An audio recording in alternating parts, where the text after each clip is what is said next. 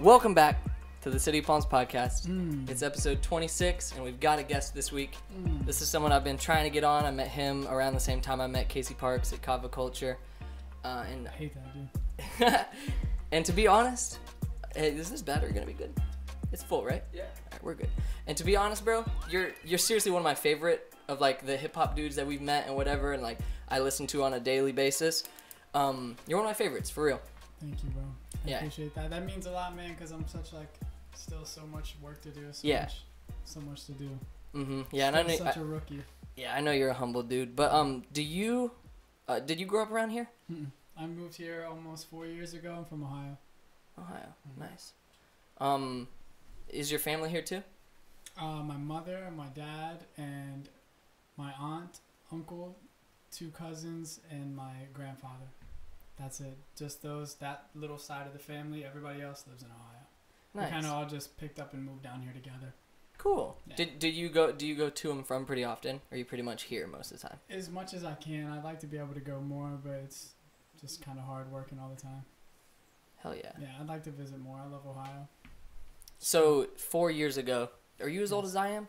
I'm 23. 23? Yeah. So you were already graduated and all that. Yeah. When you in Ohio, when you were in high school, did you like play sports or anything like that? What was your high school times like? Not really. No, I played sports all the way up until about 9th grade, and then I stopped playing sports like baseball and wrestled a little bit in middle school. And besides that, dude, no, I just never really played sports though. Have you always been into music? Since I started writing my own raps and stuff when I was like 16, and I just always loved hip hop music and stuff. But yeah, I don't know. It always started out as like a hobby thing at first, just to see if I could do it, writing my own raps, just started writing rhymes here and there for fun, nothing serious at all. And then I just kept doing it, and then it's just blew up into the whole entire thing. It's just crazy. So like moving down here was the first time I had ever been, like, let's see, how long ago was that? Maybe 3 years ago was the first time I ever went to the studio, and that was actually right over here with Cappy and Isaiah, Ideal Minded.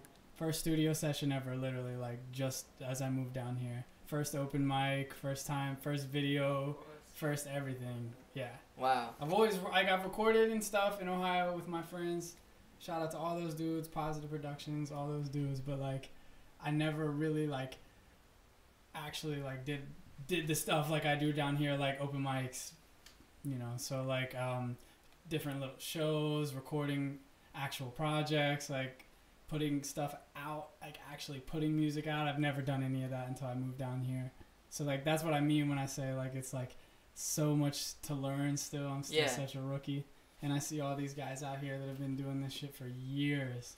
And it's like, fuck, like these guys. Yeah, you're on your way though. It's though. intimidating, yeah. I'm trying to progress more every day, and trying to get better and better every day. So it's still intimidating because these guys are really out here doing their thing. Yeah, for sure. A lot of these dudes around here are killing it. So chronologically, at what point, because you said you started writing rhymes and stuff just for fun, like in your free time. At what point did it become like the crew of guys like getting together, maybe like starting recording and starting doing stuff like that? Because, okay, my friends that I lived like around in the same neighborhood in Ohio wrote raps and stuff, and we all rapped for fun, and like it was never anything serious then. But that's when I like fell in love with it, and that's when I started writing. But when I moved here in 2015, I lived here for almost a year, and then I met my friend Nath. I don't know if you guys have had Nath on here. His name's Nath Parsecs. That's his artist name that he goes by. Mm-hmm.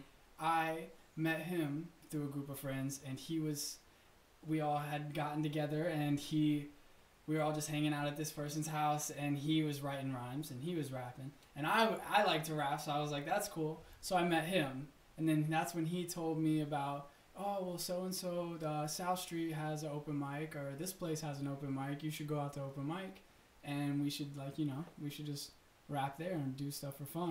And I was like, oh, my God, like, I've never performed in my entire life. So got ready, got the confidence up, performed at a little open mic, loved that, met Isaiah at that open mic, Ideal Minded.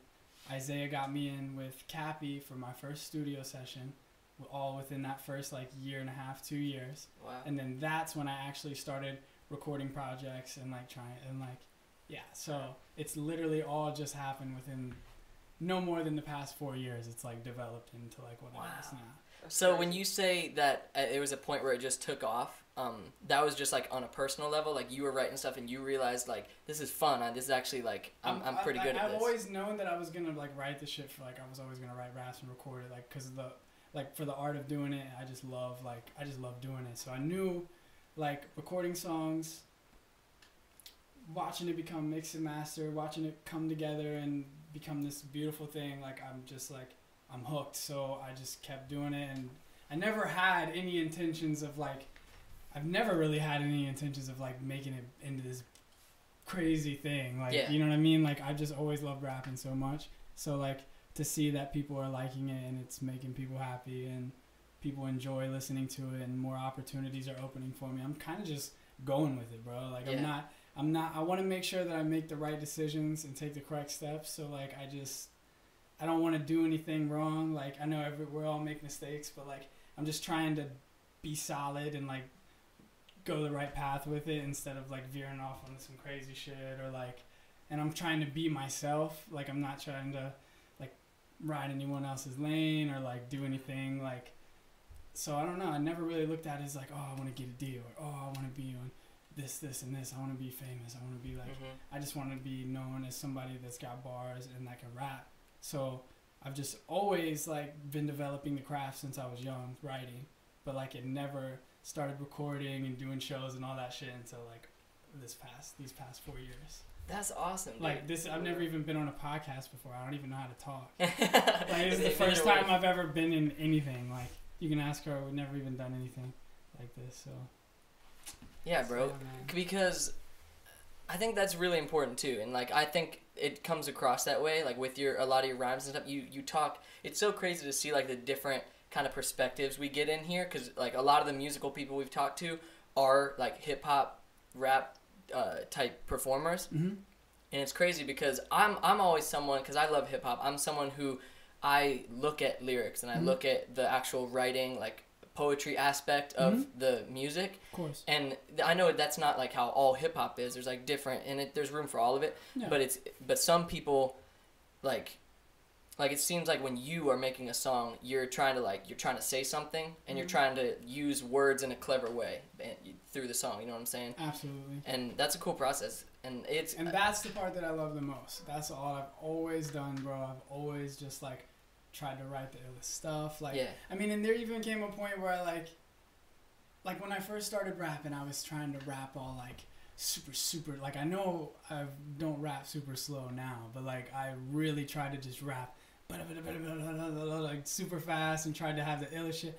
And then like over these past 4 years living here, I've seen how these guys literally just like have mastered the art of being their self. You know what I mean? In a way, like they put how they feel, they put their life onto the page, and they make music, and it's them. Like each person like has their own, you know what I mean, like their own pocket of music, and that's them, and they kill that shit. Yeah. So basically I'm trying to find like myself and be able to still be ill but just be myself and talk about my life and do my shit and try to help people through hard times, or try to like, and it's tough because it's just like it's intimidating. These guys are fucking killing this shit out here.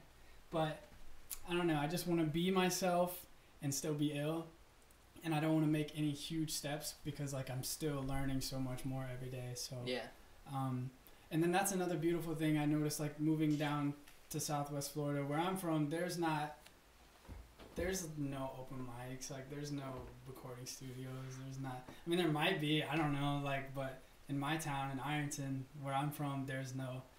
Me and my homies were recording in a shed, and it was like 90 degrees. Like, or we were recording in the basement, or like coming here and going into a studio, that was like all new to me. Like I've never, bro, I'm such a rookie, bro. Like I've still got so much learning to do, and that's the best part, because there's so many people around here that are amazing like resources of information that can help you, or like we've got recording studios. There's places where you can go to open mic and practice your art. There's places like Kava where you can go and sell your art, where you can showcase and perform your art. There's real recording studios where you can get real quality music mixed and mastered. Like people who are very knowledgeable about the business side of things.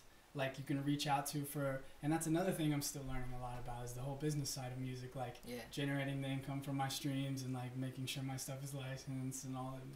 Like I just got registered with BMI last year, and like that's what I would never have people to reach out and learn this stuff.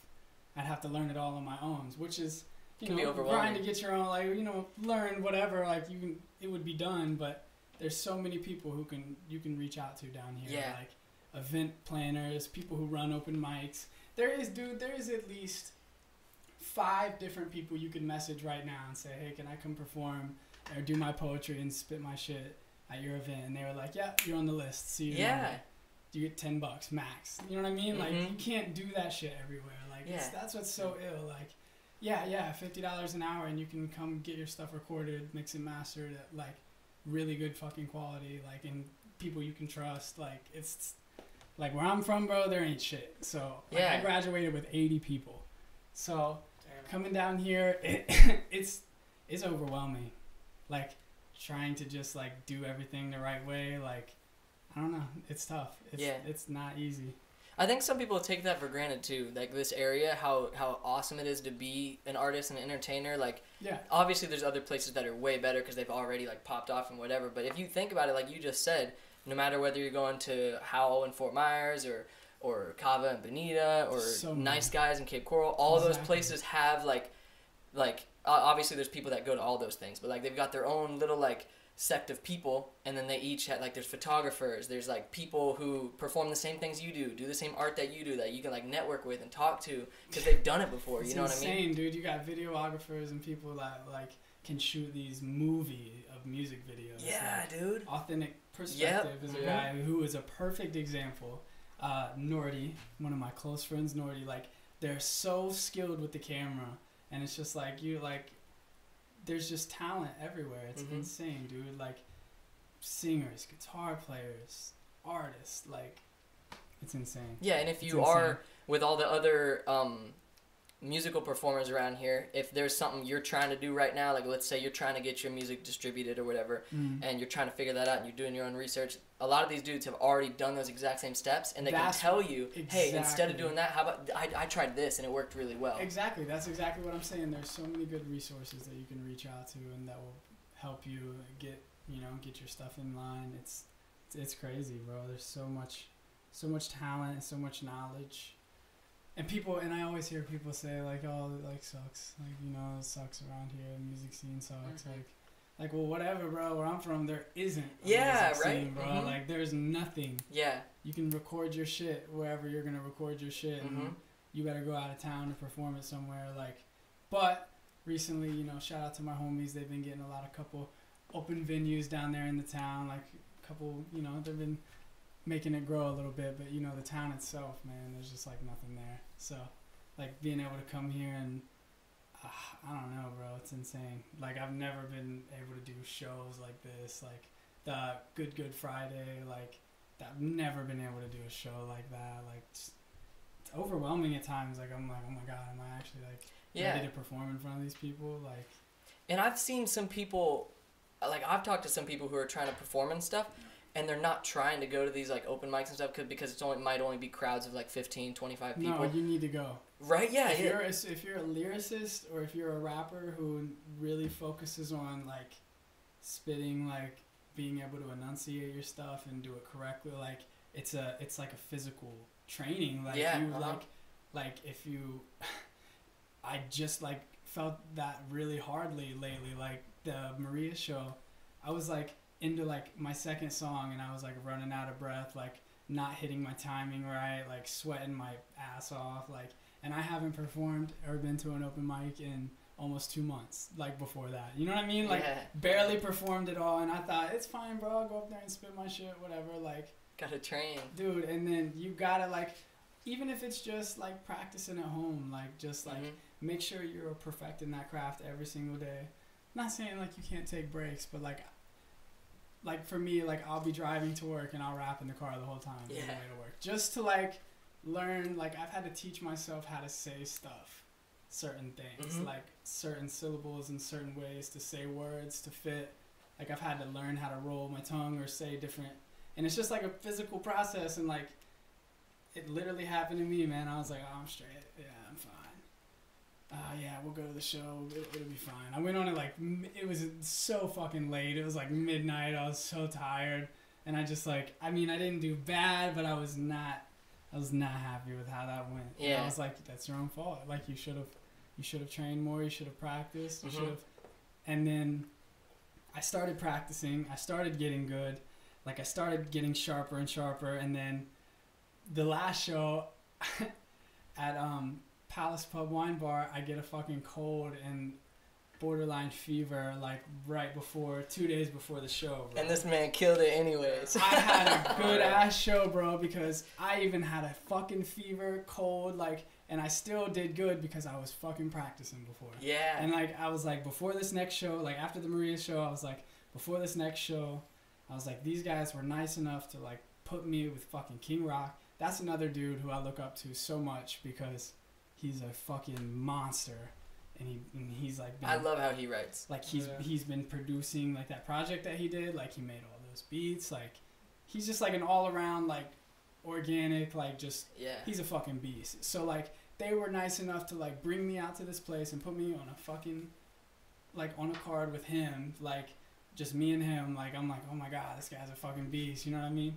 Like I was just like, I felt honored to even just be out there performing with him, and I'm like, I'm fucking sick, bro. I'm so fucking sick.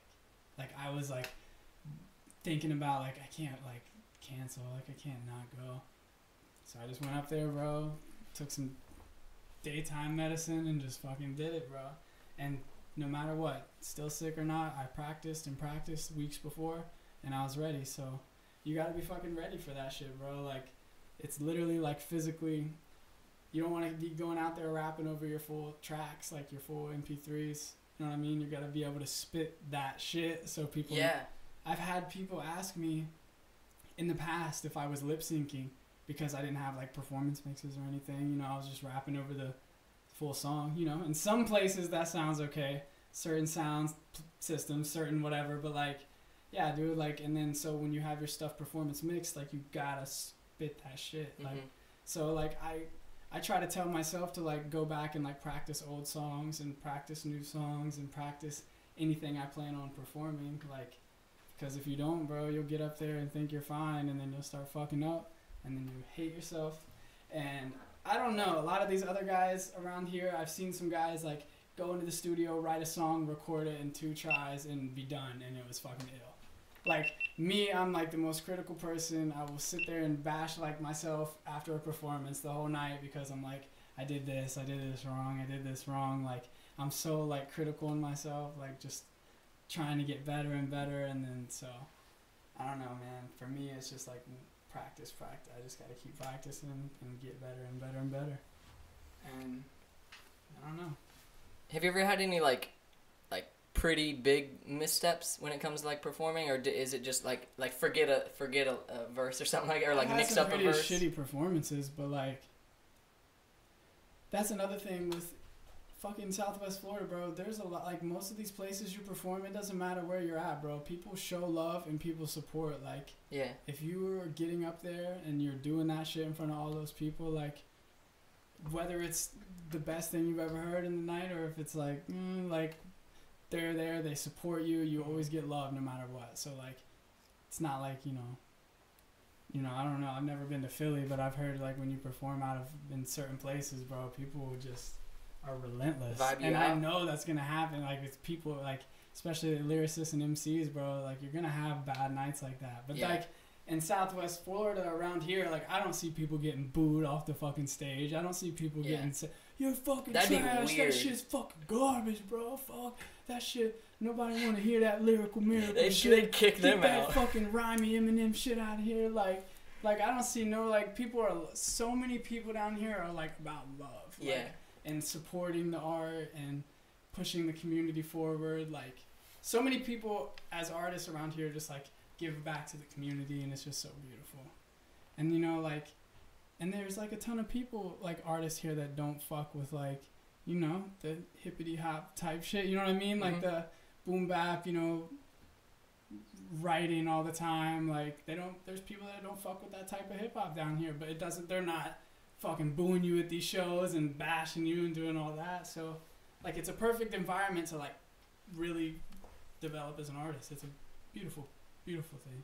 When you're writing some of your verses, are there certain songs that you, because I always wonder, you see videos of, like, these, like, big time rappers that, like, they'll film their takes of them, like, recording verses and stuff, and you'll see how many tries it takes them and see them fucking up and, like, just fumbling over the words and stuff. It takes them so many tries to get it recorded right. So I'm thinking, like, when you're listening... She, like, looked up and was like, oh, I bet. somebody like that. Because I'm thinking, like, when you're recording, a studio album or something, you can do that. I'm terrified to make an album, bro. I'm so scared to make an album. Something to, like, you know, put out and say, this is my fucking album. Like, this is my shit. Yeah. Like, my debut album. Like, this is... like my debut album, like this is just like the real album, like the project. Like I'm still so terrified to like dip into that. Yeah. I started writing a little bit and like got some stuff that I would like to do for something like that, but like it's like a big step. Yeah. So, like it's a big step. It already takes me, and then as like what you were saying with like the takes, like I've had songs where it took me like 3 tries, 1 try, and then I've had songs where it took me millions and millions of tries. Yeah. Or stopping and coming back a different day and doing it. Or stopping and coming back a different day and doing it. Mm-hmm. Or rewriting it and doing it again. It's weird. It's like a clusterfuck of things. Like, you could approach it and it'd be ill and it's fine. Or you just struggle and have to take a break and come back. Yeah. Kind of just depends on the mood, the environment, the song. Yeah, it gets fucking hard, bro. Like, it gets frustrating sometimes. Yeah, I get curious how that process is like, especially when I hear verses that are so intricate and so, like, the wordplay is just crazy and, like, double entendres and stuff like that. I wonder, like, how that artist, like, went about, like, because especially with the syllables, like you said, you can write a poem and it can be all rhymey or whatever, but then whenever you go to perform it, hip-hop has a lot to do with how you emphasize things, and that's how some of the masters of hip-hop do it. They twist the words just right. That's a big thing, bro, yeah. They twist the words just right, and they know where to take breaths. They can make words rhyme that don't rhyme. They can make syllables line up when there's technically more syllables if you say it as an English sentence. They have that presence. Like, there's a lot of rappers that, like, they could sing Old MacDonald, bro, and that shit sound hard because like, of their voice. Like DMX like singing the reindeer. Like Jeezy or DMX said Old MacDonald. Like, the shit is just their voice. They have not only just a voice, but like an aura and a presence. Like, that's them. Like, that's them. Yeah. Like, it's just hard. But yeah, I totally feel you, bro. It's just like a process. I don't know. They've built, like, they got that voice and they've built that thing for themselves. Like, this is, everybody knows who they are as soon as they start spitting. Yeah. So, like, does a song usually start with, like, because I know some people start with, like, freestyle. They'll just, like, kind of, like, hear a beat, they'll kind of, like, rap some stuff, like, get some rhymes going, and then whatever. Or do you take it more like, this is what I want to say, now let me, like, try to figure out how I can, like, piece this together to make it say what I want it to? I sometimes write a lot of stuff out before I even, like, production selection or anything like that. Or, like, but I'll also have, like, a tempo of a beat that I like a lot, and then I'll write to that. Like, I do it so many different ways. Like, that's another thing. Like, I'm still learning. Yeah. I'm still, like, I do it so many like, I'll write to a beat, or I'll write something out completely. Yeah. And I don't know. I've been known to, like, write a verse to a beat and then switch it and put it to a different beat.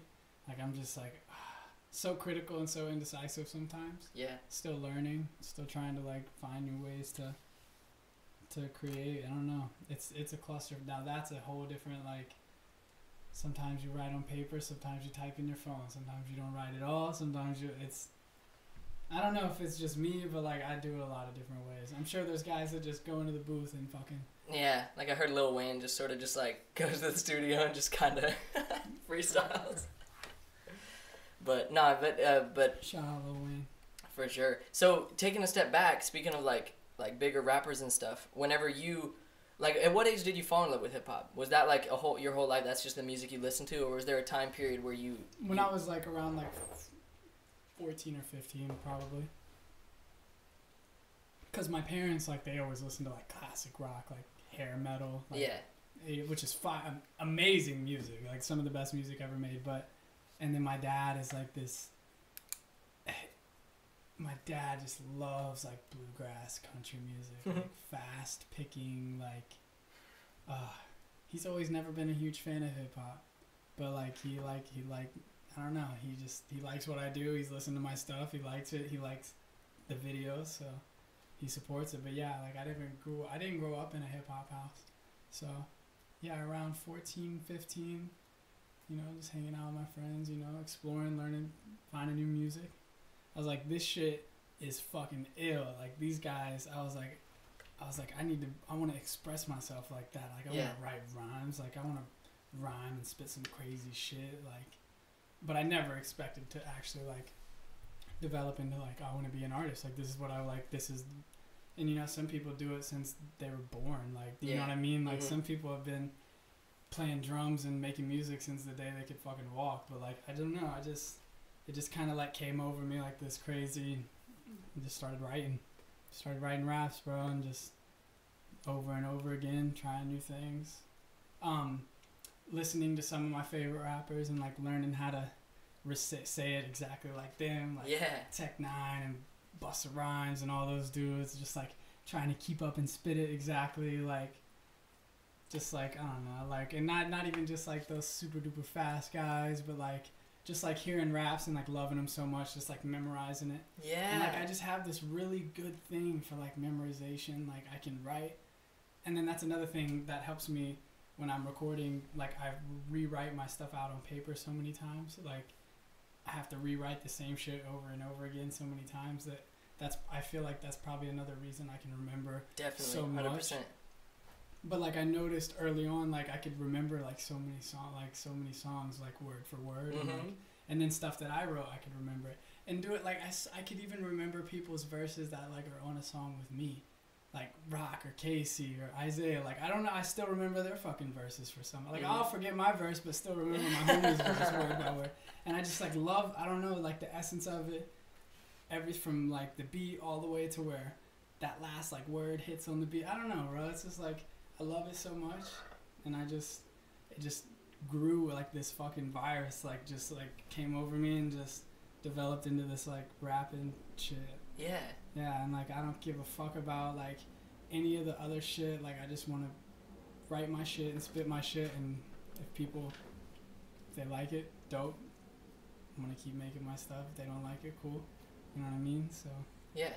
So and that's the reason that like that your sound, like there's a handful of dudes that I hear like influences of that like 80s 90s like that boom bap sound and stuff. Like there's people that really kill it. I just love that shit, bro. Like I don't know, like I don't have anything like against like the new wave of stuff. Like all of it is beautiful, like amazing music. Like all these artists around here do this amazing, they express themselves in amazing ways. But like when it comes down to it, I just love like that gritty like boom bap, just writing 16. I don't know, bro. I just like to rap, so I'm just gonna be here rapping, bro. That's do you remember who were some of your like go-tos that like got you into hip hop? Like some of the people you listened to. Was it older people, like older groups?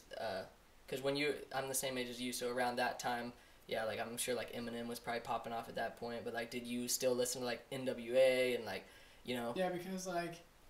I always listened to, when I first started even listening to like music, like my parents' music and stuff, like I listened to like 80s metal and stuff at the time and like 80s hair bands and all that. So like I was like, man, back then like they were killing that shit. I don't know, like I always stayed in like the 90s, early 2000s stuff. Like I don't know, like I started listening to guys like Cannabis and NWA and like, dude, I don't even know where to begin with all those artists. Like all these people that have influenced me. Like you can say West Coast, East Coast, like wherever. Like just rapping in general. Like I think I don't even know where to begin. MF Doom. I have MF Doom a mask on my arm. Oh damn. Yeah, MF Doom, Cannabis. Here to narrow it down a little bit. Last week, me and Danny we did a solo podcast. Yeah, that's hard, dude. Yeah,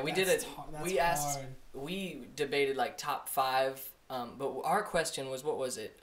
Artists that changed, like, most influential hip-hop artists, or just, like, kind of greatest of all time lyricists, top 5 or something like that like changed the game. We're going to take a quick break so you have time to dwell on it, because it took us like 15 minutes to come up with a list of 5, but there's so many you could name. You could just name like whatever 5 first pop to your head, but we're taking a quick break just for the sake of cameras. Good, because like whenever you asked me that, I was like, oh shit.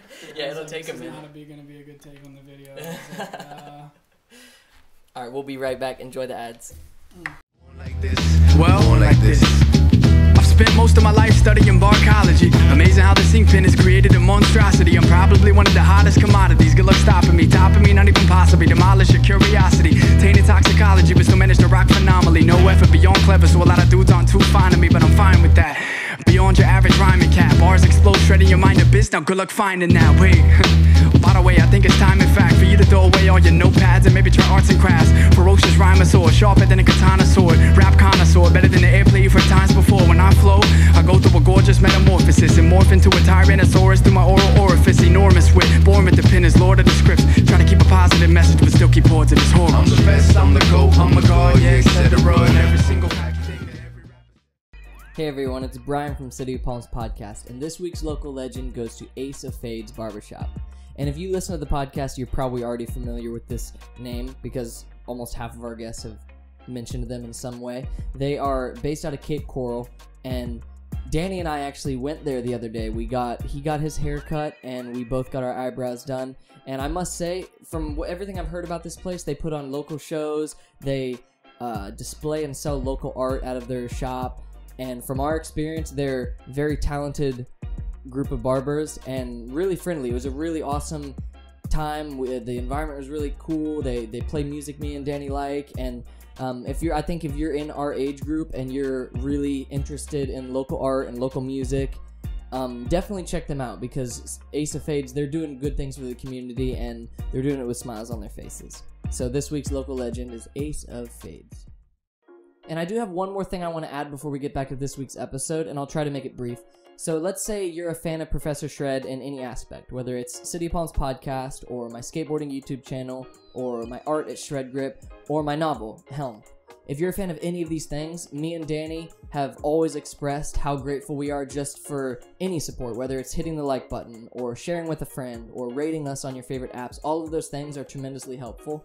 But as of right now, Danny and I have launched a Patreon page if you want to take your support just one step further. And I'm not going to go into all of the tiers of support that you can decide. You can check out the website for yourself. But one thing I will add is any patron of Professor Shred will get a shout out on the podcast every episode, and you'll have access to the page, so you'll be able to see everything that we post. And there's going to be, depending on the tiers, there's going to be all sorts of behind the scenes footage and pictures with City of Palms podcast.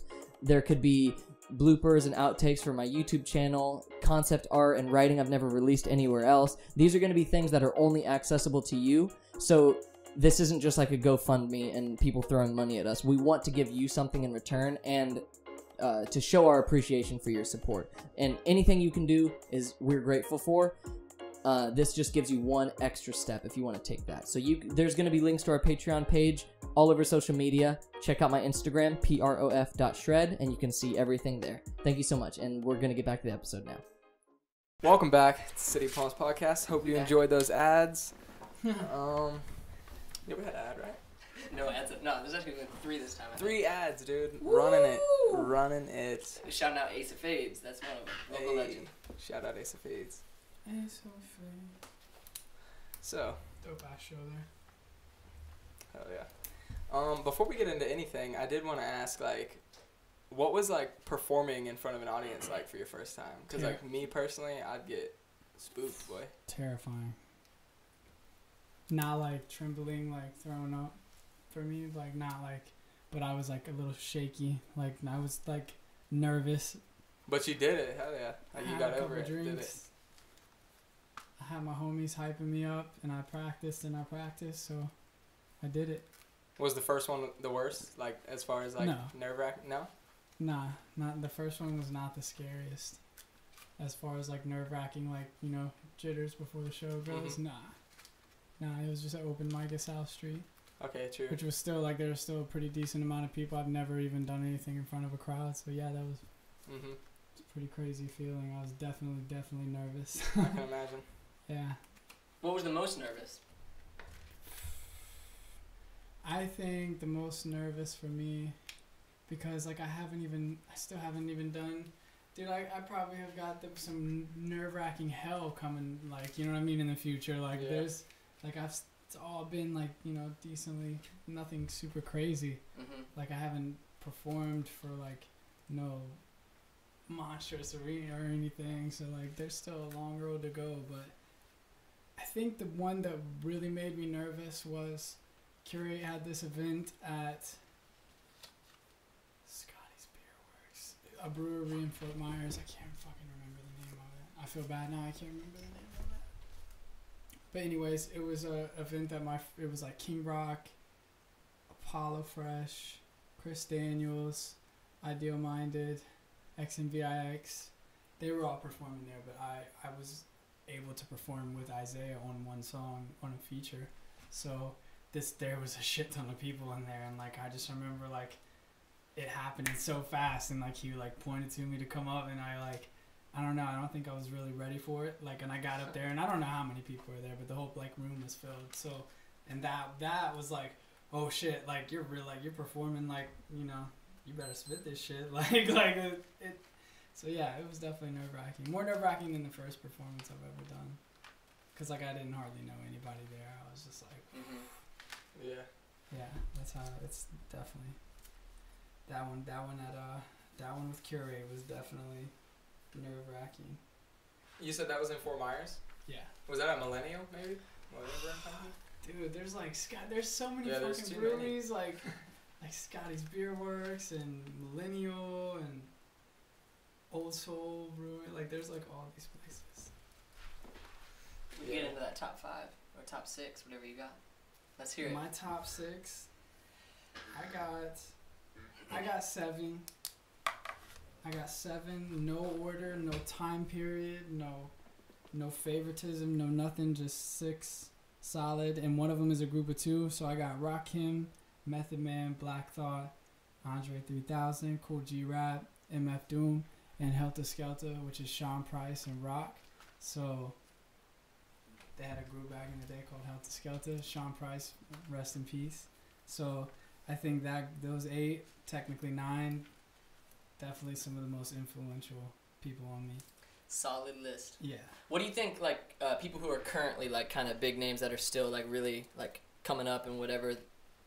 King Los is fucking fire. Well, okay, so we'll go independent, like Dizzy Wright and Chance the Rapper, Earl Sweatshirt. Let's see, first concert I ever went to, like first hip hop concert I ever attended was Tech Nine and Machine Gun Kelly in Columbus, Ohio. So that was definitely very influential. I was like I think I was 15 and a half because I had just got my permit. So I had to have my mom drop me off, and I was just like standing in line. I didn't get done. I think I left at like 2 o'clock in the morning. I was like just this young kid by myself. Like, you were just, by yourself? Yeah. That's so tight, bro. Myself. That's a fan right there. My mom got me the ticket for my birthday to see Tech Nine, and she dropped me off. And I was in line in Columbus, Ohio, bro, and I waited for like an hour to get in, and I got in. And this man named Prozac, who is definitely another very influential independent artist who was killing that shit. He was opening up for him. He signed to Strange Music. I don't know if he was at the time, but he was opening up for Tech and all them. And then a couple other guys performed from Strange Music, and then Tech and Machine Gun Kelly came out. That shit was crazy. It was insane. So yeah, definitely those guys. Tech and all the Strange Music are a huge influence for sure. Oh yeah. You know what I was thinking the other day? Because, Danny, when I'm with you, I'm always referencing Illmatic and stuff, because you're not too familiar with Nas. There's just like thousands that you leave out. Yeah, how could you ever leave out Nas? Or how could you ever leave out Jay-Z? Or how could you ever leave out, Biggie? Or how could you ever leave out Tupac? Like, there's so many names. It's just like you're never going to get it right. Mm-hmm. Like, there's so many people. I have a top 150 15. Like Right? Yeah. I cannot narrow it down. You have to base it like, down to like stats, like how many that- albums, that- how many. 9 that I did, bro, is probably the most I've been listening to like the past like half year. Like Yeah. it's like, dude, like I don't know. This is like a never-ending list. But I was thinking, like, obviously I wasn't around when that was like big or whatever, but like Illmatic, I don't recall ever like getting that album, like listening to it. But whenever I hear those songs, I'm like once, because I'm kind of like a late bloomer with hip hop. I just recently, like within the last 5 years, got into hip hop, and whenever I hear some songs from that, I like know some of the words, and I'm like, how the fuck? I don't remember ever. But it's because of the Tony Hawk games, dude. Like a lot of that album, I think, was on Tony Hawk Underground. Very true. Right? Very true. Tony Hawk's Underground 1 and 2 had some fire-ass music. Right? Fire-ass music. Did you like American Wasteland? Yeah. I fucking love that game, dude. I used to play... I think those are the ones I played the most. Was Underground 2, and then American Wasteland. Yeah, same here. And then I think I got a Wii at one time, and I got Skate, the game Skate for Wii. I remember playing that, but then... I think like I had a PS4, and then I got a PS4 when I moved down here, but I think like I played when I was young, like all the way up until like PS3. Like I loved playing games and stuff, but then I kind of just stopped playing. Like, I would still love to like get a system and have something to play, but like I don't play it like that anymore. Like I don't play. Like I have a lot of friends who are like some serious gamers, like that really like, but I don't play games like that. But those were my fucking favorite games, bro. Yeah, I like having the old consoles. Like I got a GameCube in there. I don't have a PS2 anymore, but like I've still got a GameCube, and I've got like American Wasteland and stuff. I'll just plug it in sometimes and do some tricks. It takes you back, bro. The nostalgia's real. Dude, like I gotta go down to that place in Bonita that everyone talks about. 8-bit. They say they got like PlayStation 2. Yeah. They got PSPs. Good prices too. Game Boy Advance, like the SPs. Flip up. Yeah, dude. How many hours did we spend on those things?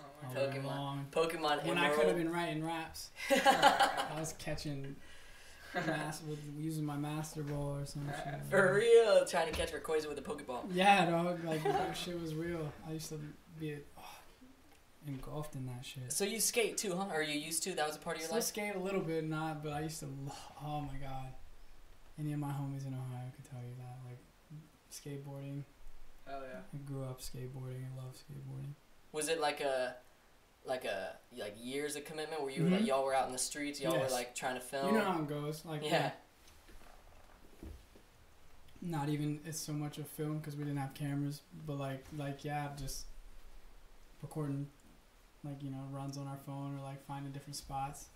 Dude, I used to go to this place called The Flow in Ohio, and it was an indoor skate park, and it was about the size of a warehouse, and it was all wood, foam pit in the back. It was dope. Yeah. Nice. I used to love like going to different skate parks, like growing up, like from. Oh my god, dude! From like such a young age, like I used to like just be. That's all I ever did was skating. I still like longboard a little bit, but nothing. I haven't. Probably very, very bad right now. Last time I went to the skate park, it was not pretty. What skate park did you go to? I went to the one in Fleischmann. That was legit. Yeah, like that's a nice ass park, but I'm just booty. You regular or goofy? Regular. There it is. Yeah, he messaged me the other day and he's like, I still got tray flips. Yeah, I can still Hell tray. yeah, Yeah, I still got tray flips, bro. Like, Sling was in the garage trying to tray flip. I can heel flip and I can tray flip with at least within the first like 5 tries. You know what I mean? Like maybe not in like boots or nothing crazy like that, but like yeah. And I still got my deck, my little 775. Yeah, dude, I used to love What age was that when you were skating? Literally, dude, like I got my first skateboard when I was like 8 or 9, and I skated all the way up until I was like 13 or 14. Like my parents always buying me boards for Christmas. Like I remember like breaking them, and then like I remember when eventually it got to the point where my parents are like, you're gonna buy your own skateboards, you know what I mean? Like breaking them, trashing them. My first deck was a Zoo York deck that I ordered online. It was like one of the first things I ever ordered online by myself, and I got it and I tried to grip it and it looked so bad, dude. I remember I was like sitting in the garage with like scissors, like trying to just like cut it, like it had air bubbles in it. Like I was just like, I just want to skate it. And then like, so I had a Zoo York, and then like boards and boards and boards and boards, and just, I love skateboarding. Who were some of your favorites? At the time, some of my favorite,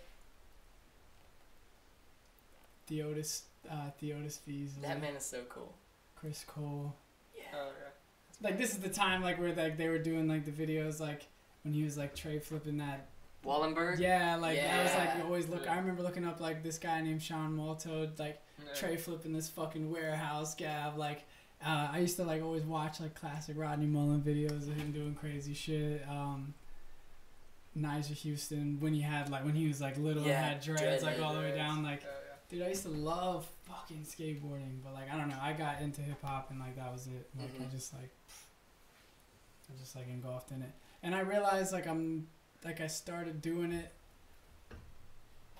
I started really like writing and putting my stuff onto tracks and like listening to it and showing my friends, and like people were telling me that it was good, but like I'm always like gonna be critical and think it sucks and like do it over again, whatever. But like I started thinking like I'm actually like I'm kind of like doing my thing, like I'm spitting. I'm like I like where I'm going. Like I like how I'm developing into like a rapper. Like and I'm like how I'm learning new flows and new cadences and just like I don't know, as just like developing as an artist. Like I'm like okay, you know, like this is something I really really love and I can keep doing and keep doing and keep doing. So it's something I want to do forever.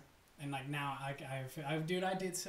I've done so many different things. Like I've skated, like and I played sports. One time I learned how to ride a unicycle at one time, and like learned how to like go up and down like stairs and stuff, and like did that for a while. Like rollerbladed for a while. Wanted to be like, started to go to culinary school in Ohio to be like, dude, I'm like this clusterfuck of like shit. Like I don't even know how to explain it. Done so much different fucking bullshit. That's cool. Like I just wish I would have discovered like my pure love for hip hop a lot earlier, so I could have learned like, cause I still have so much to learn. Like I wish I could have started writing and recording earlier at a younger age and like really got into that shit and performed and like I wish I could have been doing what I'm doing here in like in Ohio when I was like first starting. Like I've been, but you know I'm still got all the resources and I'm just trying to get better. So yeah.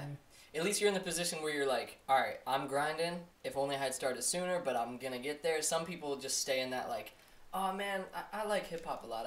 I think I could be a rapper. I bet I could. And they just stay in that like, oh, yeah, what if I tried? It's like, you know, you got to like, I'm just trying to find myself as an artist, like how I can put me onto the page and me into the music and people will listen to me for me. Yeah.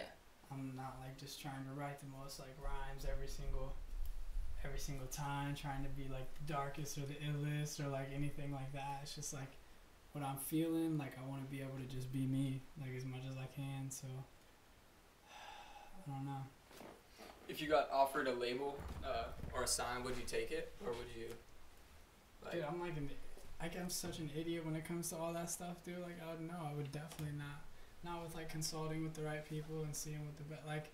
I don't know, like that's what I'm saying, like I'm such a rookie, I still have so much learning to do, which I mean, it'll all come, like I'll learn, you know, I'll develop as an artist, but yeah, like I don't know, dude, like yeah, it's a hard question. I don't see anything like that, like I don't see that in the future anytime so soon. You're trying to go independently for sure, or well, just yeah, because like I don't know, like I'm just trying to become a better artist, period, just develop my craft and be really extremely good at what I do before I even like think of doing stuff like that. Like someone takes interest in me, like that would be like amazing. Like I'd be like that's like, but I wouldn't know what to do. Like you know what I mean? Like I'm just an artist that just like I'm just trying to become a better writer and develop and find my my sound.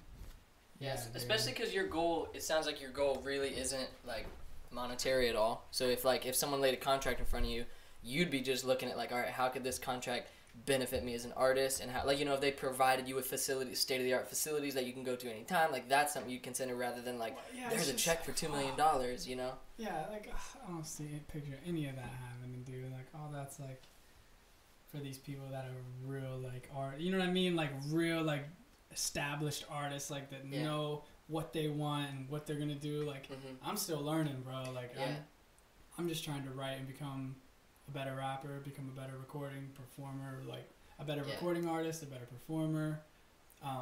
So yeah, I'm just trying to develop Lutz into like what I need to become, and not so much as like, all right, well, how am I gonna like turn this into my job, or how am I gonna, you know, like I got my job, my steady income right now, and I'm just trying to like develop my craft in my pocket right now. Yeah. And like I'm not ready to take any big steps like that because like I'm not ready. Mm-hmm. Like that is the simple like yeah, that explains like I am not ready. You know what I mean? Like I'm not ready to make any big business moves like that. Like, Yeah, that's I gotta become a better artist. I gotta become 100% like locked in, like me. You know what I mean? Like I gotta develop Lutz before I'm thinking, okay, how is Lutz gonna like? How am I gonna make money off my art, or how am I gonna bring my like? I know all of that will come with development and learning and all that. So. Yeah, that's crazy talk. And it's not like you're missing out either. Like especially in today's age, like they're like even looking like there's so many people around here that are doing it all themselves. You know, producing their own beats. Like. And that's phenomenal. Like, yeah. That's what I'm saying. You know what I mean? Like I gotta learn so much. Like. How do you usually find your beats? Like, do you have someone you kind of? Either like there's another thing. A ton of amazing producers down here. So many, dude. Fire ass. Our roommate actually produces beats too. Amazing beats. So from them, or I'll have to like fucking buy the entire fucking riots and pay out the ass, and register that shit and do all the, like, splitting this and this with the producer and like, it's like a lot of shit that I just learned in the past year. Like it's still. So I'm saying the business side of things, dude, I still got a lot of learning to do. Yeah. And I would love to learn how to produce my own stuff. So, like, that's another thing I want to learn how to do. Like, yeah, I would definitely want to learn how to just organically build from the ground up, like, myself. Yeah, I don't know about no, like, crazy deal or anything like that, bro. Have you ever worked with Marlovaci? Nah. Have you ever heard of him? I feel like I follow him on Instagram. Yeah, I could see that collab. Dude, that would be so fire, dude. It's like this endless like amount of amazing producers, amazing artists. Like they're just everywhere. Like, yeah. And that's what I'm saying. Like I just moved here 4 years ago. Like these guys have been here doing their fucking thing. Like they know what the fuck they're gonna do. They know how they're gonna put their shit out. Like where they're gonna. You know what I mean? Like I'm still getting like still trying to build, still trying to develop. I got a lot of learning to do. Yeah. I'm not musical in any capacity, but I wonder, like with these people that you look to that they're able to produce their, like maybe they make beats, they can produce their own music, they can mix and master their own stuff, maybe they like play instruments or like have a sing-song voice too. Like, do you ever, like, is that something you ever think about and like maybe struggle with the fact, like, because like me as a like visual artist, sometimes I think of all the things that I can't do, and there's other people that can do fucking everything. They can like paint with brush, they can paint with this, they can do that, they can paint realistic cartoon. Dude. And sometimes I think like, oh well, shit, I just do this thing. But I think that's a dangerous thought to have. I just wonder if that's something you struggle with all as a musician. Bro, like as far as like writing goes, or like dudes like producing their own beats from scratch, from the ground up, recording it themselves, mixing it themselves, like mastering it themselves, distributing it themselves. You know what I mean? Like there's dudes that I'm like, I can't do that, I can't do that, I can't do that. Like I'm just like, but I know how to rap, bro. Yeah. I know I can fucking rap. So that's like, I know how to fucking rap. So like I'm just, as far as like all that shit goes, bro, I'm just trying to learn more every day. Yeah, and as long as you focus, like it sounds like your main focus is just developing Lutz and like this is you and your goals, and that's the most important thing, you know. Whether you can fucking play guitar or like produce beats or whatever, like if you're doing if you want to produce beats one day, maybe practice that, but like have your vision. Yeah, because like like producing and all that, like it's its own art form within itself. Yeah, bro, dude, like it's insane. Seeing some of the softwares. People dedicate 15, 20 years to becoming some of the best producers. Like you know what I mean? Like there's dudes that put their whole life into it. For sure. Like I would love to learn how to produce some rough, rugged beats. Like, but like I just want to be like I'm a lyricist. I like to write, so I'm just. You found your lane. I'm here to rap, so that's. You know what I mean? So just trying to develop myself. Yeah, and that's the cool thing about the area too, is like because there's so many local people who maybe they're already established producers like Marlovaci, he's got such a crazy grind going, but then there's people who aren't as like adept yet and they're trying to learn. So if you go to someone like them, maybe they do make some dope beats, you could rap on them, both y'all are practicing together, you know. It's not like a business relationship yet, it's just you practicing your craft and them practicing their craft in tandem to make a dope song. It's just like I've always been captured by like the whole writing out a verse like hearing a beat, being inspired to do. Like a lot of like the inspiration comes from beats, and a lot of the inspiration for me comes from like the environment that I'm writing in. But like you hear something and I don't know, like you just write it out and you're like, oh, that would sound ill. Nah, let me switch this. Like just the art of writing. Like I'll write verses backwards sometimes, like punchline first, and then like I'll know what punchline I'm gonna write, and then I'll figure out the setup after. Like how can I lead up to this punchline, or I'll write something all the way through. Like my main focus has always been, which that still doesn't make me the best writer, you know what I mean? Like there's people out here that sing their whole entire song in an entire like a melodic tone. I don't even know how to explain it, but like their lyrics are amazing. There's people that are not rapping and they're like some amazing lyricists, some of the best lyrics I've ever heard. But like as far as just like writing raps, like I've always just been captured by like writing raps, bro. Like I don't know, like punchlines and like fixing my delivery and like how I'm gonna spit that shit. Like I've always just been captured by like writing my shit and spitting it. Yeah. Like as far as like ciphers and just like I don't know, like I just like that rugged hip hop shit, bro. Like fuck yeah, dude. And if you don't like it, that's cool. Like a lot of people don't like that type of hip hop. You know what I mean? A lot of people think it's like played out, it's old, like you know what I mean? But whatever. I just like writing my shit and spitting it. So. And I'm going to do this thing called Grind Mode in Miami. It's a Grind Mode Cypher. Just recorded the verse for that today, so that video will be coming out. Hell yeah, And dude. that's literally all it is, bro. It's just writing your 16, spitting it, and then you go do the video for it. Like this, like you know what I mean? That's like awesome. It's just hip hop. You know what I mean? Like it's nothing crazy. You don't have to go like you get selected and you do your verse. You send them your verse, and then they mix and master it, and then you go to the video and you shoot the video.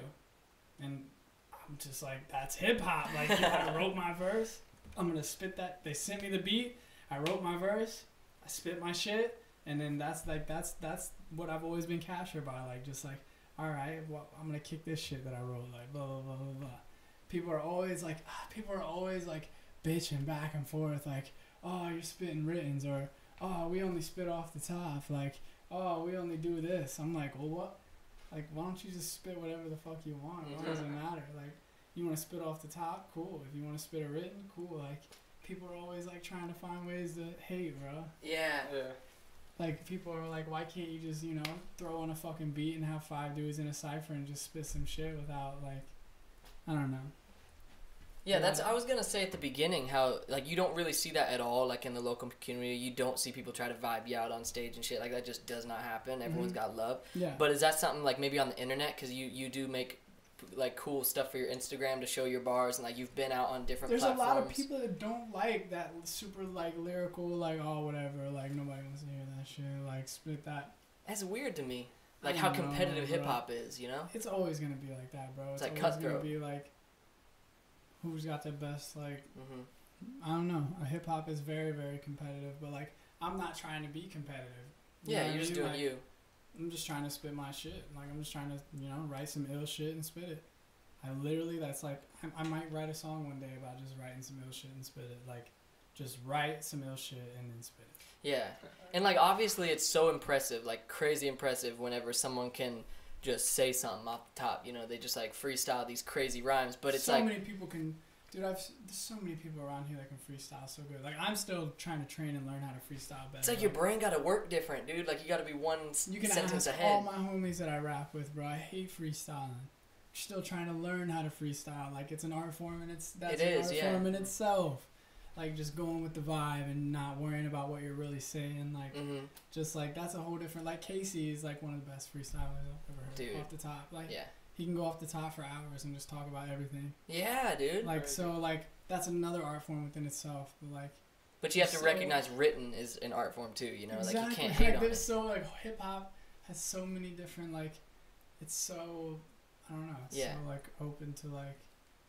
You can take. I've heard so many different forms of hip hop, so many different forms of rap. Like, it's just like you. It's literally like you. You know what I mean? Like your instrument is your mouth and your pen. Like, I just always thought it was so ill. Like, you paint these like scriptures with your pen and like you spit that shit and kind of create an image for the listener to hear. And it's like, that art form within itself is what I've always loved. Like, people can say whatever they want, but like, you know, it's just, I just like rapping. Like, I just love, you know, getting my verse ready and spitting that shit and moving on. I don't know, like, you know what I mean? Like, it's just so much learning to do.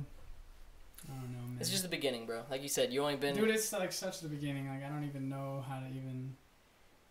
So nervous and so like self-doubting and so critical of myself and like in so many different ways. It's crazy. Was there ever, let me ask, was there ever a moment where you were like, hell yeah, like maybe like you were on stage and there was one time where everyone was just fucking like hyped on something that you just spit, so you just think like, like how you said like, one thing I know is that I can rap. Was there a moment where you just thought like, all right, bro, I'm doing good?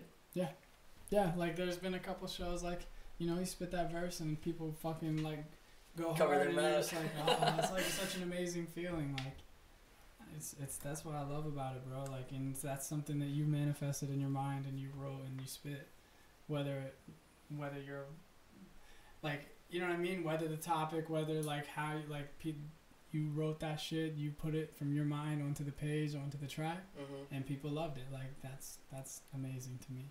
So yeah, there's been plenty of times where I'm like, yes, this is fucking amazing, this is what I want to do, and then there's been 1,000 times where I'm like, oh, fuck, like you got a lot of work to do. Yeah. And most of the time it's fuck, you got a lot of work to do. But hey, every time you like feel that sense of achievement, bro, it's gonna make up for all the like when you hear that track for the first time or something, or you hear that verse that you spent so long writing for the first time, and you're like, oh, like, never stop. Hell yeah. Never stop, bro. And I was wondering, because I listen to most of my music on like I don't use SoundCloud too much, I use Spotify a lot. Yeah. And I figure because you're just still you're still figuring out the business side of things and getting your stuff distributed and whatever. Is that the reason that a lot of your stuff isn't on all platforms? Yeah, I distribute some stuff. I've gotten some stuff out like on Spotify and Apple Music, but yeah, a lot of stuff's on SoundCloud. Like Apartment 24 is not, it's just SoundCloud, Apartment 24, right? yeah, because there was a lot of like classic. Yeah, I instrumentals figured, in there, like yeah. Cypress Hill, like I don't dipping into any of that, you know what I mean? Like Email their... Get a big fat, like, yeah, nah, that was just like, you know, and SoundCloud is beautiful because it's just like, sometimes you just want to spit some shit and you just want people to hear it, like, you're just like, I wrote this shit, listen to me spit this gritty shit over this gritty shit, like, so dope. Then you just put that shit up, and if people like it, cool, if not, like, don't worry about if I'm fucking, you know what I mean, like people are always like, I don't know how to explain it. They're always like, oh, it's not on Spotify, it's not on any streaming platforms, like, you're not making any money off of it. I'm like, I'm not, like, I'm just like, you're practicing I'm right now. spitting my shit, like, I just want to spit my shit, like, I like how this sounds, like, and if I want people to hear it, and if they don't, no one's making you, like, listen, like, people are always so quick to be, like, critical about, like, people are so developed on the business side of things down here, like, streaming and all that, like, I'm just like, I just like love hip hop and I just want to rap. Like, I just want to, like, I'm still trying to learn, like, and it's just like if you don't like it, don't listen to it. Like, yeah, you know, don't worry about it, bro. Like, it's, SoundCloud, and I'm learning about Spotify, but like, yeah, so that's another thing I've always fought with. Like, I know I need to get my projects on all platforms. Like, I need to start distributing it correctly. Like, I need to, but. First and foremost, it's about the music. Right now, like, I'm still, like, not, like, I'm always trying to develop and learn, like, new ways to do it, but, like, I'm not worried about, like, making a shit ton of, like, getting a shit ton of streams and, like, generating an income off of it right now. Like, I'm still just trying to develop as an artist. That's why, like, I'm so honored, like, when people ask me to, like, do a show, or, like, you guys ask me to be on this podcast, or, like, people ask me to come do a cypher, like, I'm just like honored, because I'm like, dude, like, I'm not shit. Like, I'm just a dude that loves to spit my shit and rap, like, and that's why I'm always so, like, blown away by stuff like that, because I'm just like, I don't know, like how you said people like come on here like all cocky and stuff. I'm just like, bro, like, yeah, you're a humble guy. I'm nowhere near like what I want to be as an artist. Like, I'm just a rapper. Like, I'm just trying to develop myself as a lyricist, as a rapper, as an MC. Like, just trying to get better. Like, I'm not nowhere. And it's so cool that you have that mindset too. I ain't shit. Because I've met people that are like way newer than you are. Like, they've like, you know, they're like fresh starting this, and they already have the mindset of like I'm not playing these open mics. There's only like 15 people and there. There's nothing, and there's like nothing wrong with having like a mindset like that. Well, yeah, like I'm the king mindset. Like that's kind of part of good hip hop culture. Exactly, but like yeah, I get what you're saying. Like yeah. Like if you go out the gate, like that's the thing is if you go out the gate with that mindset, it can turn into things like, oh no, I'm not gonna perform at that open mic, or I'm not gonna do that for free. Like I need paid for that. It's like, dude, you gotta start. It's about the music first. Like yeah, maybe you can make some good business decisions and make some money and whatever, but it's like if you're not doing it for the music first, then like. Yeah, like open mic is perfect. Like right? I don't wanna go to a show that all the people had to like pay for and like take time out of their day to go to if they don't hear like my shit. You know what I mean? Like unless like the whole fucking crowd, like you know what I mean? Like unless it's like my show, like I would love open mics. I love performing for crowds for free. I love doing shit for free, features for free, like because it's the art. Like it's about the art for me. Yeah. Like I'll get to my spot eventually. Like I'll get to my height of as an artist and my like I'll be a veteran one day. Like you know what I mean? Like I'll have my spot as a lyricist, as an MC, but like I'm just trying to get better, bro. Like I'm just trying to be ill. I'm just trying to be one of the best writers. I just want to be remembered, like to have like he had bars, like, and as long as I'm remembered like that, I'm cool, bro.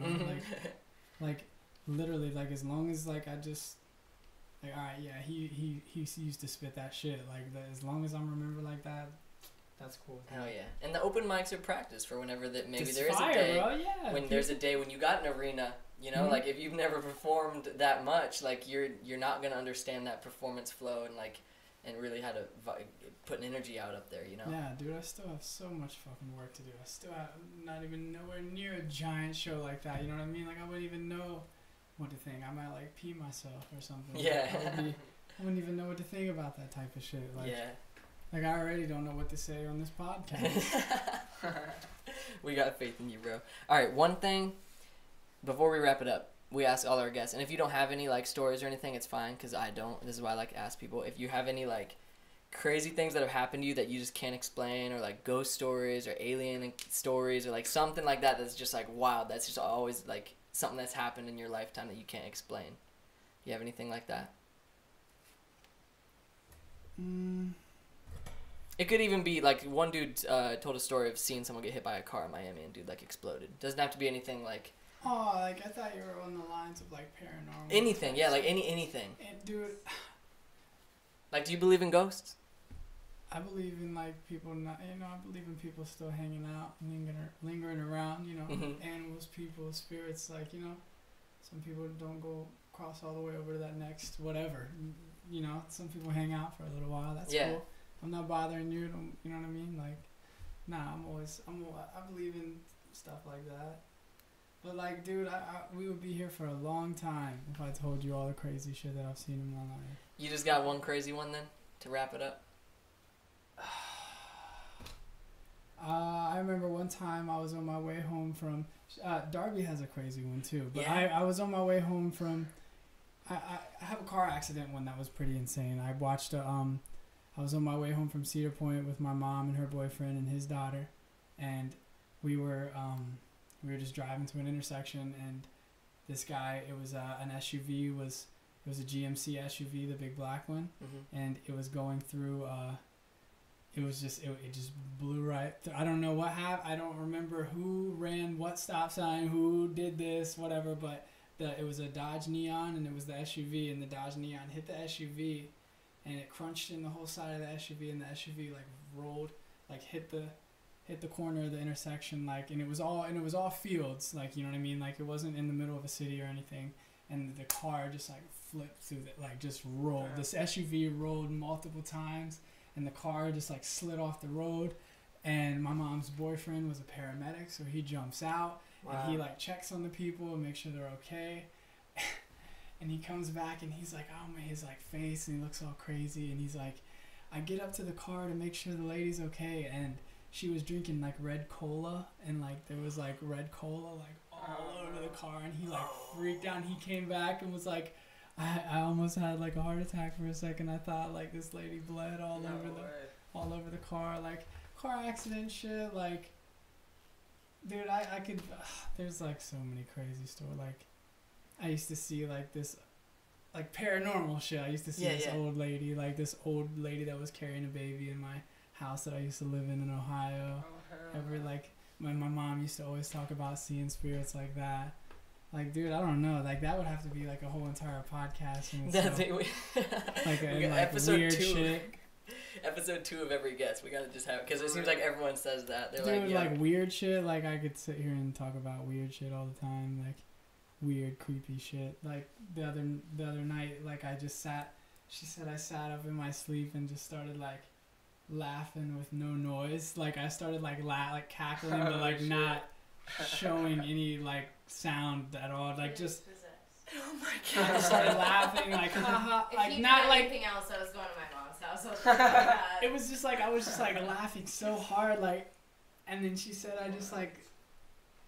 She was like, what did you say something to me? And then I was just like, just let me. I had my flashlight on you. I was fucking scared. And I was like, are you okay? Because you like did something weird after that, like with your arms, and then you went down.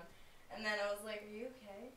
And you just looked at me and you're like, let me do my thing. And I was I was like, just let me do my thing. And I went right back to sleep. I definitely will. My parents used to say I used to like get up and walk into the living room, like when they were in the living room and like look like around and then just like walk back in the bedroom and go back to sleep. Used to like sleepwalk and do all crazy. Dude, I've heard the same thing about me. I don't know now because no one sees me when I'm in my room, but I used to hear stories of like, yo, you just like got up. Sleepwalking is real, dude. Crazy, man. Yeah. And I'd have like conversations. The person that I used to be with, I wouldn't remember it at all, but I would like get up and like be talking to her, and she'd like start laughing, and eventually I'd wake up because of how much she's laughing, and I'd snap out of it, and then she'd be like, "Do you just know what you just fucking said?" And I'm like, "No, I was asleep." And like she'd like list. She sometimes wanted to record it so she could like see the whole conversation I had just talking about gibberish. I don't know if it runs in the family, if it's genetics or whatever, because my uncle does the same thing. He'll get up and like walk to the fridge and do shit at night. Yeah. And have no recollection of it whatsoever. Actually, I never have like crazy stories to tell on the podcast. This isn't that crazy either. But like I remember when I was a kid, 2 times I used to like, I don't know if you remember, but it's like sometimes I would get up and like sleepwalk. And I remember one time I was having a dream. I think I was a teenager at this point. I was having a dream where like it was the end of the world. And like it was in my house, and like the world was ending in my dream, and like we had to go. All I knew is like we had to go, and like people were waiting on us. We had to like get out of here because something was happening. And I remember running to the door, and I was like trying to open it in the dream. I was like opening the door, and then eventually I hear my sister go, "Brian," and I look over and I wake up, and I was in the living room trying to open, and the door was locked because it was nighttime, and she was watching a horror movie in the living room. It was probably like midnight, and I was like there sleeping, trying to freaking rip open the door, and then she's like, "What are you doing?" And I was just like, "I'll go back to bed." And I remember when I was a little kid. Go, dude. You had to go. Yeah, I know I had to get You're like, fuck this shit. And I remember when I was a little kid, I don't even know how old I was, but I remember being a little kid, and I remember the same thing happened, but with my dad. I was in the living room, and I was in the dream. I was going to the bathroom in the toilet. And then whenever I just hear, "Brian," and then oh my god, I've done that once too! And I'm peeing on the couch. Was there... I actually peed. I don't know. I don't remember. On the couch? Damn. I just remember being a little ass kid. I only hear stories about that like when people are shit-faced, like and they pee in the closet or something. I'm just like a little 5-year-old Brian. Wild ass shit. Okay, bro, okay. Since we were talking about skateboarding, I do have a lot of crazy skateboarding stories. I got one skateboarding story that I'll never forget. It was when me, my friend Rico, my friend Anthony, my friend Todd, my friend Taekwon, who passed away not too long ago, so he's no longer with us. But we had a group of these dudes that we all skated in Ohio, and we were always looking around. It was this place called Obetz, Ohio. It was a small village. It was like nothing there almost. Like it was a super small village. Not like Ironton, not like super small town like that, but it was up near like the middle of Ohio, up near Columbus, central Ohio area. And we were always, because there wasn't a lot like a place, there wasn't a lot of spots, there wasn't a lot of like sets or any type of places that you could really skate, and we were always trying to look for new places, and we were going farther and farther to find new places. And so we found this place called Iron Mountain, which is a company that, like, I know where I work, Iron Mountain comes and they pick up all of our old, like, invoices and logs and documents and stuff, and they, like, shred them, I think, or they store them somewhere. I don't know. But it's, like, has to do with, like, paper, picking up stuff. And so that was a company there. It was, like, a warehouse area. And we started skating the stair set there for a couple days, and we were like, oh, this is our new spot. Like, we love this place. And I'll never forget, it was next to at the time, it was Faygo, like, and Shasta. It was, like, that brand of soda. Mm-hmm. And it was, the company, it was, I think it was Shasta was the name of the place. And the company made soda there, so you'd always smell, like, the sugar, like, out from outside of the building. And I remember going to the skate spot and skating it and just always smelling the sugar. Like, it was just, like, always wanting to, like, get in there somehow and, like, get the soda. We'd always joke around, like, let's just fucking break in there and fucking do. But, like, there we skated there for months, and we never even took mind of, like, this giant warehouse that was next to it. It was just, like, kind of like we were, like, not fucking with it. It said for lease or whatever. It looked like it hadn't been touched in years. And then one day, like, we're like, fuck it. So we go over and we start skating out back of it on the loading dock. The loading dock had a forest stair and a ledge and it's, like, some flat ground area. So that became our new spot. We started going to that place. Never got kicked out. Like, there was a little industrial park behind this place that had a couple businesses, and we used to always get kicked out of those places. But, like, this little warehouse, we never got, no cops would drive by. Like, we never got, kicked out. So this is, like, solid spot. Cool. So we started getting ignorant and started, like, checking the building out and, like, looking at it from the outside, like the garage doors and stuff. Because, when the semi's back in, it's, like, the garage door that goes up. So we find another small stair set that's, like, on the other side of the warehouse building, which is just, like, another loading dock. Like, this was an enormous warehouse with just, like, docks all the way around. Such a skater mentality. So we just found this one, and we're like, okay, we started skating this one. And my friend just is, like, fucking with the garage door one day, and it opens.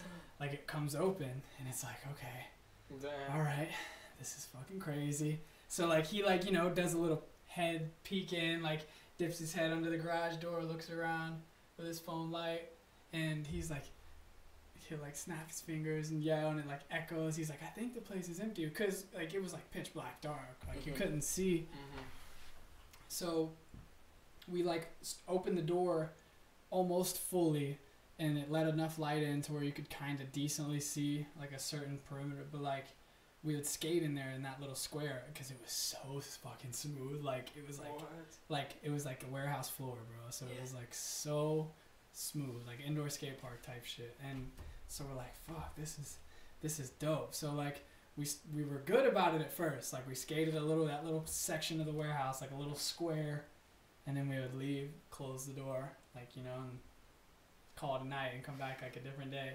And we just started getting reckless, bro. Like, we, like, opened the door the whole way and, like, went to the wall and, like, or, like, it had reinforced beams, like, throughout the warehouse, just, like, the poles. And my homie just, like, turns it, bro, and one section of lights comes on. What? So the electric, they were still running the electric at this place. And so we turned all the lights on. Like, there was, like, I think 5 or 6 different, like, levers. So, bow, bow, turned all the lights on, and I gotta send this, like, cause my homies will, like, be like, oh yes, like, I have 4 or 5 people that were with me that will attest to all of this. And after we turned all the lights on, we were able to see inside the warehouse, like, we were able to see everything, and it was completely empty, so we could just skate through the whole warehouse. And there was an little upstairs office, which was just filled with, like, just, I think it was just, like, wood and, like, old office supplies and just, like, a bunch of shit that was thrown in there. And there was a bunch of those, like, bulbs that are long and, like, cylinder, like, the fluorescent lights. Yeah, there was a ton of those stacked up inside there. So we, like, started throwing them off the second floor and, like, watching them explode.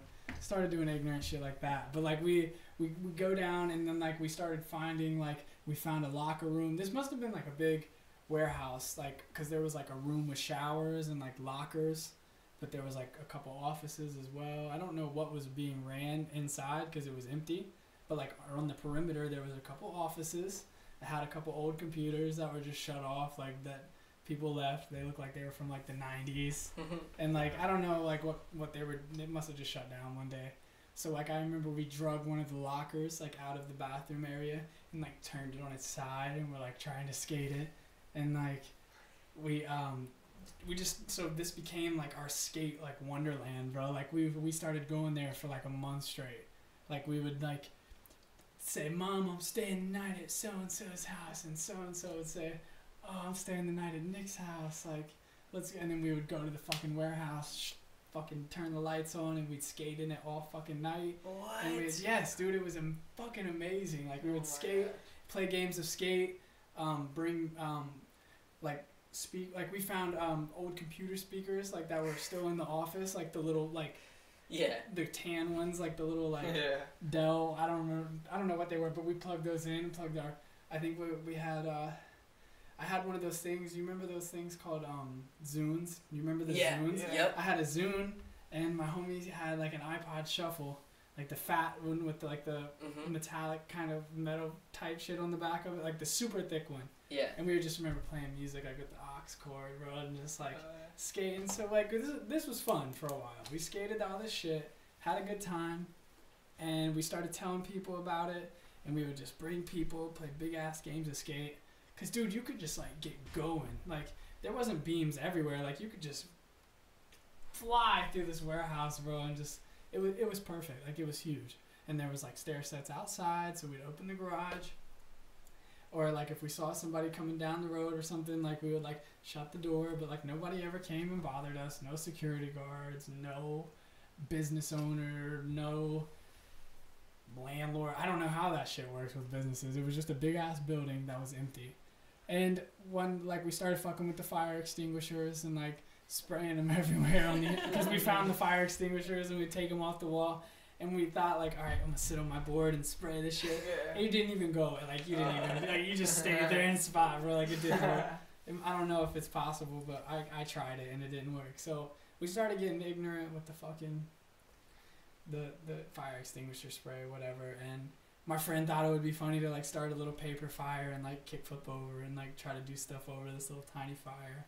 So there was like ash on the floor, and then there was like fire extinguisher dust that leaves like this white powder all over the place, and it smells really fucking bad. I know it's probably horrible to inhale, but like I just remember how bad that shit smelled.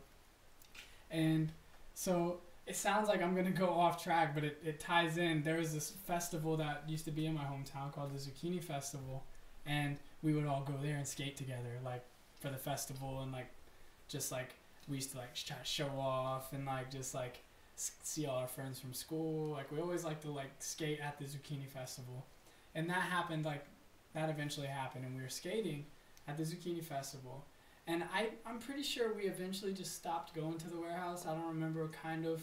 I know we like had a bunch of nights where we like planned like had a shit ton of people come out, and like we stayed all night and skated. Like we did that for a while, and I just remembered like, you know, we're skating and this cop comes up to us and she's like, hey guys, like, you know, how you doing? Do you guys know anything about some kids skateboarding like inside of an abandoned, like an old, you know, abandoned warehouse? We got a report of like an abandoned warehouse that, you know, was someone broke into it or whatever. I mean, the fucking door was open. I don't think we didn't break shit. Like, I don't know. I don't know. I'm not trying to, I don't know, but it was just, I don't know. And she's like, yeah, we got a report of, because we saw there was skateboard tracks in the white fire extinguisher dust, and there was footprints, like in skate shoe footprints in the dust, because we got the dust everywhere. So then there's skateboard tracks and footprints. Mm-hmm.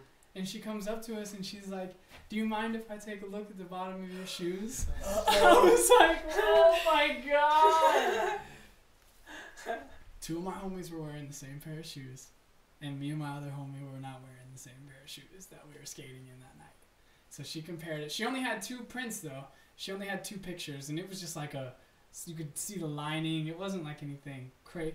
And I remember both of my homies got in trouble. Like, I thought they were gonna get in trouble, and I was like, oh my God, like, you know, like we had all like they were like, yeah, you know, we skated, but we didn't like do any of that shit. We didn't break any of the like the, and they didn't get in like they didn't get no fine. They didn't go to jail or anything. We were just kids. Like they didn't.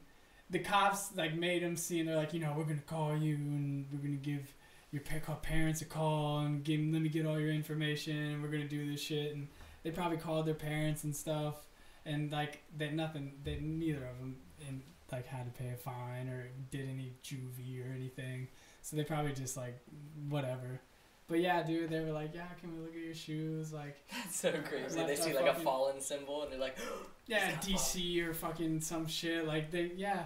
And she was like literally like asked them to see their shoes, bro. Like she looked at all of our shoes. That's sketchy. I was wearing like Nike SBs or some shit, and I was wearing like some, I don't remember what shoes I was wearing, but it wasn't those.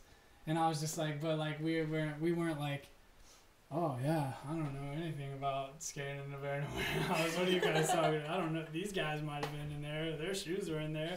Like nah, like we all like, they were like, well, you know, we only have them to like their shoes, whatever, like. They made it seem like they were going to get in trouble and, like, we were all going to be guilty by association, you know, the whole spiel. Like, we were all under 18, and, like, they were like, we're going to, you know, call your parents and blah, blah, blah. And none of us ever got in trouble or anything like that. So you guys had, like, a solid month to skate in that place? We had a solid at least month, if not longer than that, to skate in this warehouse. Like, that's crazy. All the lights still worked. I don't know who the fuck was paying that electric bill, bro. But, like, I mean, I get it was off most of the time, but they see like a spike. Yeah. I didn't even think about that until right after school gets out. Like, well, how many years later I just now thought about that. Like, they probably got their monthly bill of like nothing hardly, and then they just see like, why does your property all of a sudden have a jump? And yeah. So I don't know what the company was for, but it was just a warehouse with multiple docks for trucks to back into. I don't know, it was like unloading, shipping, receiving, some shit. And we just, we skated the fuck out of that place. That's crazy. Mm-hmm. We had a warehouse right back here on Alico Road that it wasn't like a door type situation. It was just like open, but it was abandoned, and we like built some stuff there, and like eventually it all got torn out, and none of us got in trouble, but like they took all our it eventually comes to an end. Yeah, the DIY. Security guard comes, kicks you out. We had people put up signs before, like, in my hometown, like, people started putting up, like, no skateboarding signs, like, all that shit. You know how it goes. Yes, sir. All right. Before we end the episode, you can shout out, you already shouted out the, you said in Miami, you're doing that, what is it, the cypher coming up? I'm doing Grind Mode Miami. I'm sending my verse in very soon. After I touch it up a little bit, you know, I don't have to do too much to it. I just have to send them a raw clip. So I'll be doing Grind Mode. I think we go shoot the video for that on the 21st after I send everything in.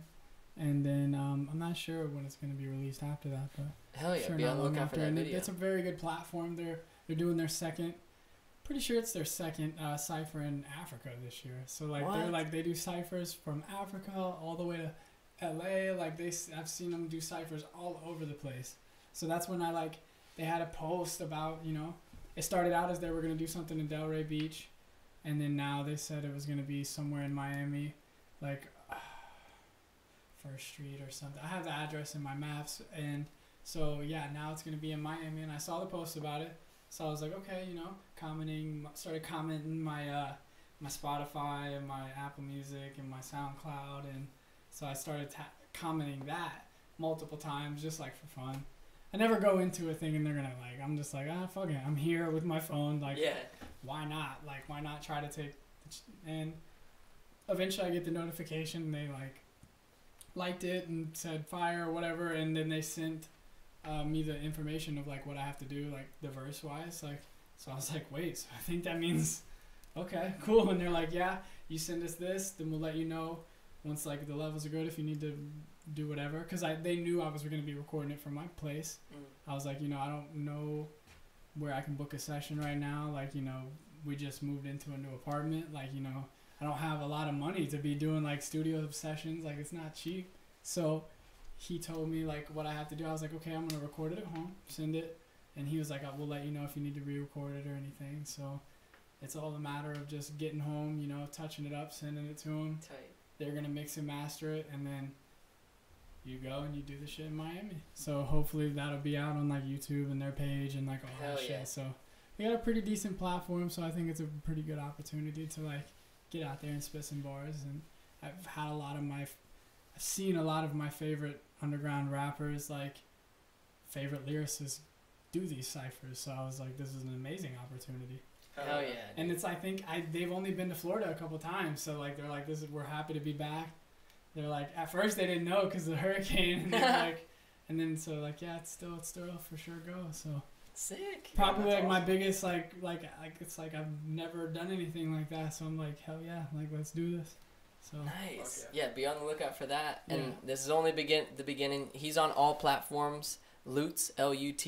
Yeah, I suck, bro. So don't even listen to it.